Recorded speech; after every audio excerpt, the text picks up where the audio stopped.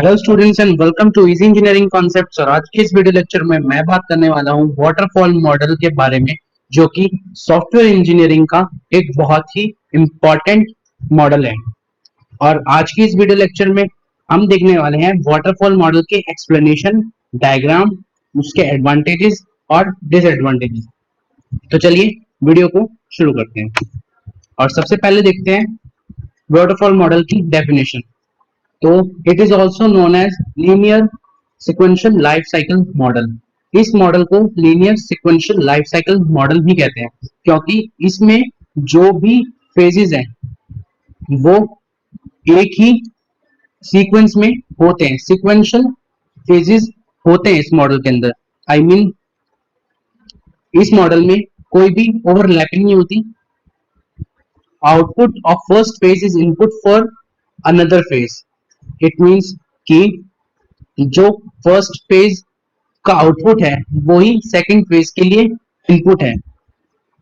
One phase can be started after the completion of previous phase. It means कि एक phase के खत्म होने के बाद ही दूसरा फेज चालू होगा। और ये एक बेसिक मॉडल है एसडीएलसी का। उसके बाद इसका डायग्राम देखते हैं। इसके डायग्राम में 6 फेजेस होते हैं जो एक के बाद एक परफॉर्म होते हैं, और एक फेज के बाद ही दूसरा फेज शुरू होता है। तो सबसे पहला फेज है रिक्वायरमेंट एनालिसिस। तो देखते हैं कि रिक्वायरमेंट एनालिसिस में क्या क्या होता है। Requirements are gather from customer in this phase. It means कि आप जब भी कोई सॉफ्टवेयर बनाएंगे तो उससे पहले आप कस्टमर से उसकी रिक्वायरमेंट लेंगे। कस्टमर हो या फिर कोई क्लाइंट हो, आप क्लाइंट की और कस्टमर की दोनों की पहले रिक्वायरमेंट्स को गैदर करेंगे कि आखिर में क्लाइंट या फिर कस्टमर चाहता क्या है, वो किस तरह का आउटपुट चाहता है। ठीक है, तो पहले आप रिक्वायरमेंट्स को गैदर करेंगे, उन्हें समझेंगे कि ऐसा हो भी सकता है कि नहीं हो सकता। अगर हो सकता है तो कौन कौन सी टेक्नोलॉजीज के साथ ये काम जल्द से जल्द हो सकता है।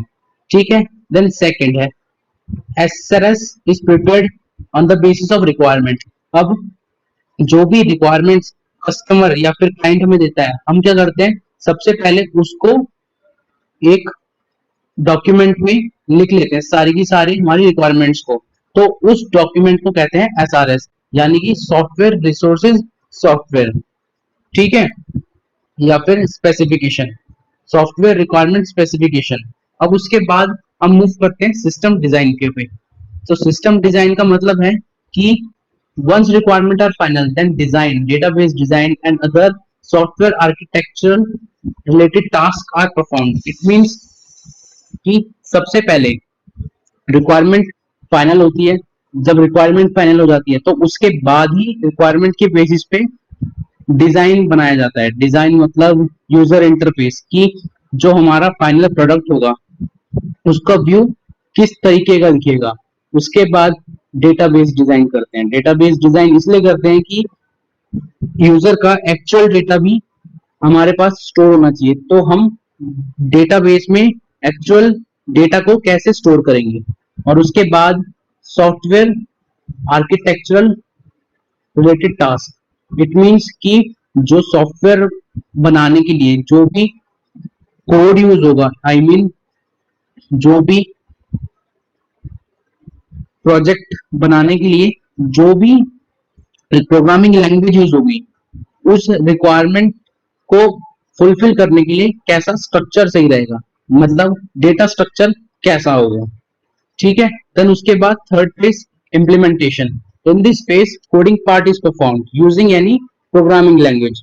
अब जब हमारे पास स्टैटिक यूजर इंटरफेस आ गया, देन उसके बाद हम क्या करेंगे, हम उस यूजर इंटरफेस में कुछ बिहेवियर्स ऐड करेंगे। बिहेवियर्स लाइक बटन के क्लिक पे कुछ फंक्शनैलिटीज को परफॉर्म करना, या फिर स्वाइप करने पे कुछ फंक्शनैलिटीज का परफॉर्म होना।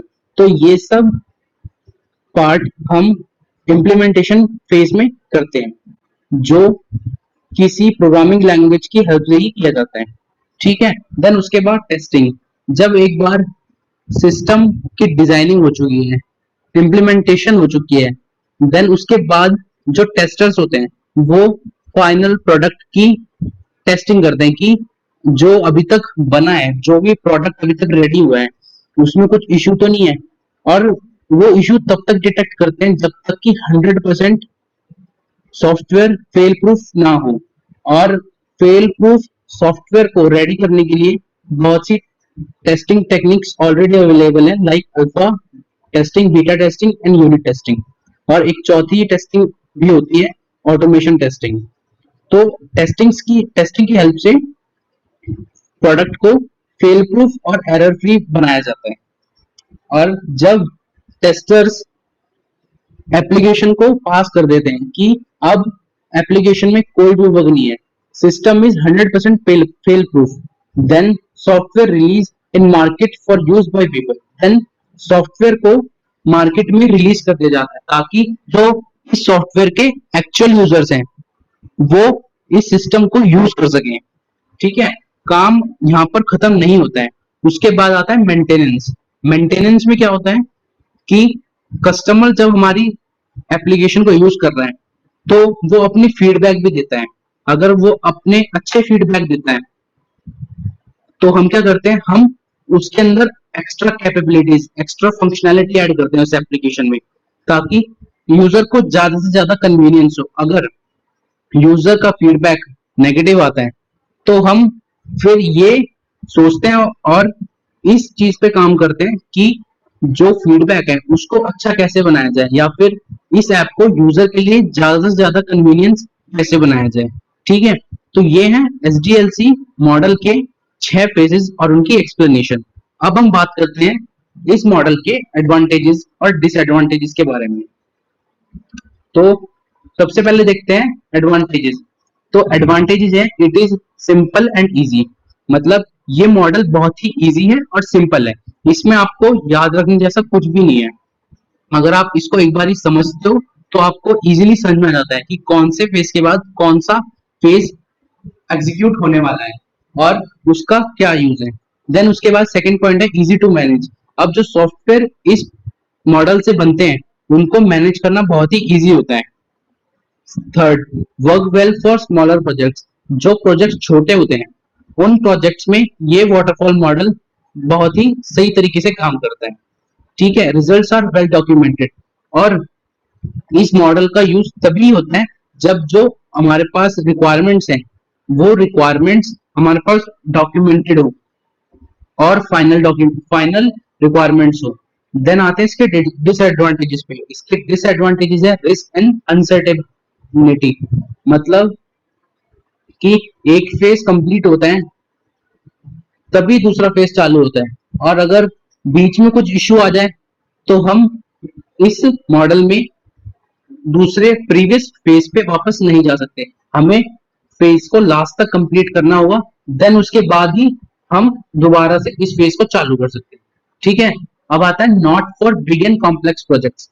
तो ये वाटरफॉल मॉडल बड़े और कॉम्प्लेक्स प्रोजेक्ट्स के लिए नहीं यूज होता, क्योंकि बड़े प्रोजेक्ट्स में और जितने भी कॉम्प्लेक्स प्रोजेक्ट्स होते हैं उनमें डिजाइनिंग, इम्प्लीमेंटेशन और टेस्टिंग तीनों साथ साथ चलती है। इट मीन्स कि पहले डिजाइन तैयार हुआ, कोडिंग पार्ट तैयार हुआ, देन कोडिंग पार्ट तैयार होती टेस्टिंग होती है। टेस्टिंग के साथ ही पूरा, अगर टेस्टिंग के टाइम पे कुछ बग्स निकलते हैं, चाहे वो डिजाइन से रिलेटेड हो चाहे वो फंक्शनैलिटी से रिलेटेड हो, तो वो साथ साथ रिजॉल्व होते हैं और साथ साथ ही टेस्टिंग भी चलती रहती है जब तक कि फाइनल प्रोडक्ट रेडी नहीं हो जाता। फोर्थ है not for projects where requirements are changing. तो ये वाटरफॉल मॉडल उन प्रोजेक्ट्स के लिए तो बिल्कुल नहीं है जिनमें रिक्वायरमेंट्स फाइनल नहीं होती और requirements time to time change होती रहती है। ठीक है, तो आई होप आपको ये वीडियो अच्छी लगी होगी, समझ में आई होगी। अगर आपको ये वीडियो समझ में आई हो तो प्लीज वीडियो को लाइक करें, शेयर करें और चैनल को सब्सक्राइब जरूर करें। Thank you.